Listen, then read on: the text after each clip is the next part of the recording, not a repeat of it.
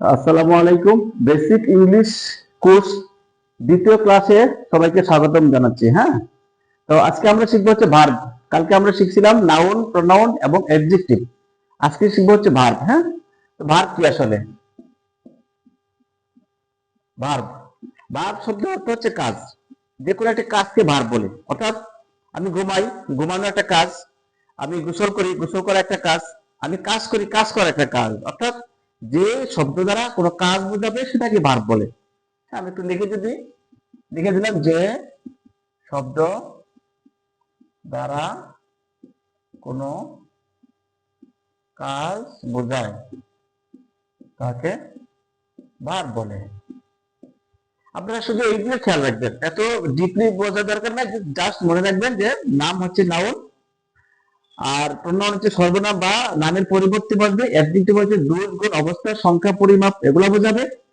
আর verb হচ্ছে কাজ, অর্থাৎ কোনো কিছু কাজ বোঝায়নি ভার্ব। এবার আসেন, এই ভার্বটাকে দুইটা ভাগে ভাগ করা হয়েছে। একটা হচ্ছে মেইন ভার্ব বা মূল ভার্ব, আর হচ্ছে এটাকে বলে আবার প্রিন্সিপাল ভার্ব, আরেকটা হচ্ছে অক্সিলারি ভার্ব। যেমন আচ্ছা, ভার্বের দুই প্রকার আমি লিখলাম, একটা হচ্ছে প্রিন্সিপাল ভার্ব ভার্ব, আর একটা হচ্ছে অক্সিলিয়ারি ভার্ব। আচ্ছা, এই প্রিন্সিপাল ভার্ব আর অক্সিলিয়ারি ভার্ব, প্রিন্সিপালটা হচ্ছে মূল ভার্ব। এটা যদি আমরা সংজ্ঞায়িত করি তাহলে যে ভার্ব বা ক্রিয়া দ্বারা ক্রিয়ার নিজস্ব অর্থ আছে, যে ভার্বের নিজস্ব অর্থ আছে সেটা হচ্ছে প্রিন্সিপাল ভার্ব। আর যার নিজস্ব অর্থ নাই, যে অন্য ভার্বকে সাহায্য করে, সেটা হচ্ছে অক্সিলিয়ারি ভার্ব। যেমন প্রিন্সিপাল ভার্ব হচ্ছে ডো, স্লিপ, যেটা অর্থ আছে নিজস্ব সেটাই প্রিন্সিপাল। আর অক্সিলিয়ারি হচ্ছে যেমন এম, এম এর কোনো নিজস্ব অর্থ নাই, এমটা অন্য একটা ভার্বের সাথে বসবে এবং ওই ভার্বটাকে অর্থপূর্ণ করবে। Am, is, are, was, were, had, has, হ্যাঁ, হচ্ছে অক্সিলারি ভার্ব। তাহলে আমরা আজকে শিখলাম কি প্রিন্সিপাল ভার্ব আর অক্সিলারি ভার্ব। তাহলে ভার্ব কয় প্রকার? মূলত দুই প্রকার, প্রিন্সিপাল ভার্ব এবং অক্সিলারি ভার্ব। এই অক্সিলারি ভার্বকে আমরা আরেকটা নামে রাখতে পারি, সেটা হচ্ছে হেল্পিং ভার্ব।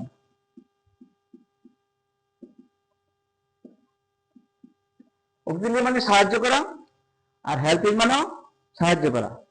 তাহলে একই জিনিস, অনেকে হেল্পিং ভার্ব বলে, অনেকে অক্সিলারি ভার্ব বলে। জাস্ট বোঝার স্বার্থে আমি দুইটাই বললাম, যেন আপনারা বুঝতে পারেন।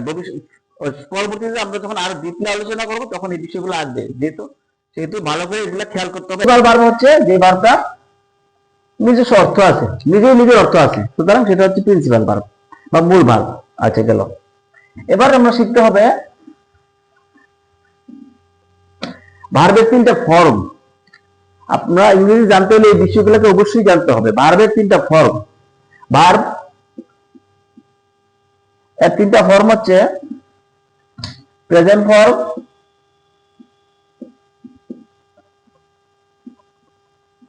Past form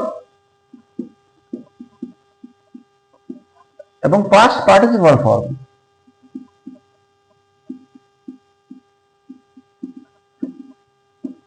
past participle form, তাহলে present form, past form, past participle form, এই তিনটা ফর্ম অবশ্যই জানতে হবে। পৃথিবীতে যত ভার্ব আছে প্রত্যেকটা ভার্বের এই তিনটা ফর্ম আছে। এই তিনটা ফর্ম আপনাদেরকে জানতে হবে। তাহলে এই ফর্ম জানতে হলে আমাদের কি করতে হবে? এই ফর্ম জানার জন্য বিভিন্ন বই আছে, বইয়ের মধ্যে ফর্মুলা দেওয়া আছে। আপনারা একটু প্র্যাকটিস করলে বুঝতে পারবেন। আমি কিছু প্র্যাকটিস করাবো। যেমন একটা করে ডো একটা ভার্ব, এটা মেল ভার্ব বা প্রেজেন্ট ফর্ম। এটার পাস্ট ফর্ম হচ্ছে ডিড, আর এটার পাস্ট পার্টিসিপল ফর্ম হচ্ছে ডান। এরপর যদি বলি গো, একটা ভার্ব যাওয়া, গো এর পাস্ট ফর্ম হচ্ছে ওয়েন্ট এবং পাস্ট পার্টিসিপল ফর্ম হচ্ছে গন। এই বিষয়গুলো জানা ছাড়া কেউ ইংরেজি বলতে বা লিখতে বা বুঝতে পারবে না। সুতরাং এই বিষয়গুলো জানতে হবে। তাহলে আমরা কি বুঝলাম? যে একটা ভার্বের তিনটা ফর্ম থাকে, সেই ফর্মগুলোকে আমাদের জানতে হবে। আমরা দুটো উদাহরণ দেখলাম, do, did, done, go, went, gone, want. Want, wanted, আবার ওয়ান্টেড, ওয়ান্ট, ওয়ান্টেড, ওয়ান্টেড, অর্থাৎ এটার পাস্ট ফর্ম ওয়ান্টেড এবং পাস্ট পার্টিসিপল ফর্ম ওয়ান্টেড। সুতরাং এটা হচ্ছে ইডি, শুধু ইডি যোগ করেই পাস্ট পার্টিসিপল হয়ে গেল। তো এগুলা শেখার অনেক কৌশল আছে, এগুলা শিখতে হবে। আচ্ছা, গেল। এবার আসে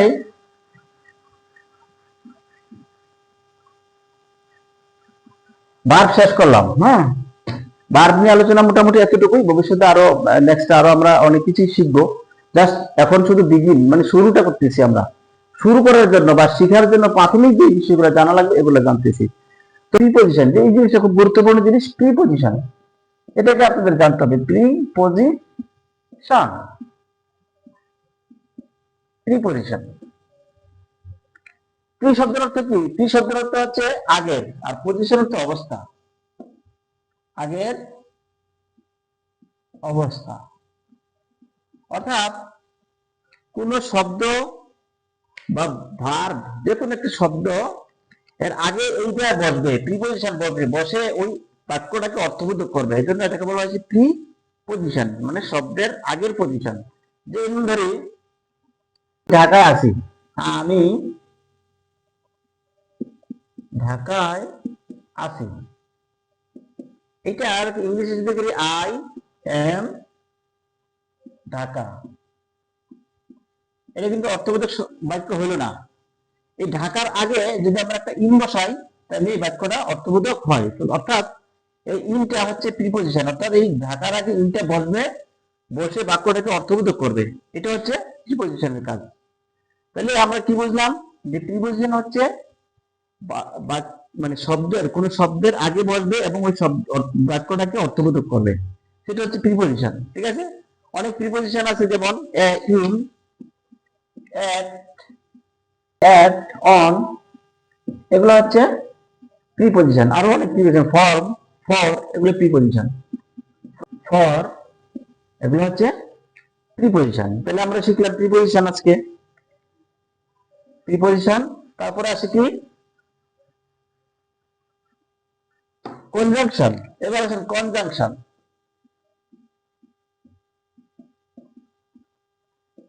আমি আবারও বলি, আমি এগুলো প্রাথমিকভাবে আলোচনা করতেছি। হ্যাঁ, এই বিষয়গুলোকে প্রাথমিক আলোচনা করতেছি। জাস্ট এই বিষয়গুলোকে মাথায় রাখতে হবে, যেন নেক্সট যখন আমরা আরো একটু ডিপে পড়াশোনা করবো তখন এই বিষয়গুলোকে সামনে নিয়ে আসতে হবে। যে কারণে আমি এগুলো প্রাথমিক আলোচনা করতেছি, জাস্ট এগুলো মাথায় রাখতে হবে, আর কিছু না। এবার হচ্ছে কনজাংশন। কনজাংশনটা হচ্ছে,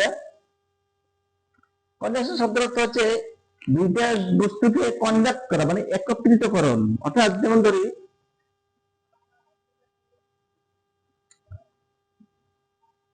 আমি ঢাকা যাই এবং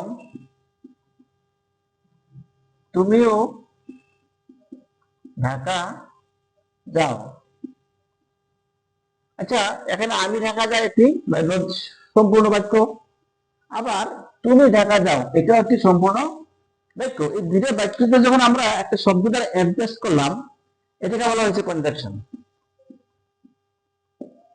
অর্থাৎ যে শব্দ দ্বারা দুটি বাক্যকে একত্রিতকরণ করা হবে, কনজাক্ট করা হবে, সেটাকে বলা হবে কনজাংশন, অর্থাৎ সংযোজন। দুইটা বাক্যকে আমরা সংযোজন করব। এরকম অনেক আছে, যেমন আমি ভালো, সে ভালো না।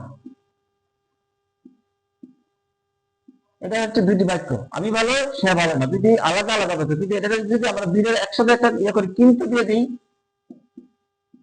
আমি ভালো কিন্তু সে ভালো না, এটা একটা সম্পূর্ণ বাক্য হয়ে গেল। এবং এই দুটা বাক্যকে কনজাক্ট করলো কে? কিন্তু। এই কিন্তু হচ্ছে বাদ, বাদটা হচ্ছে কি? একটা কনজাংশন। আমি আশা করি কনজাংশন সম্পর্কে ধারণা ক্লিয়ার হয়ে গেছে। এবার আসি ইন্টারজেকশন, লাস্ট ইন্টারজেকশন।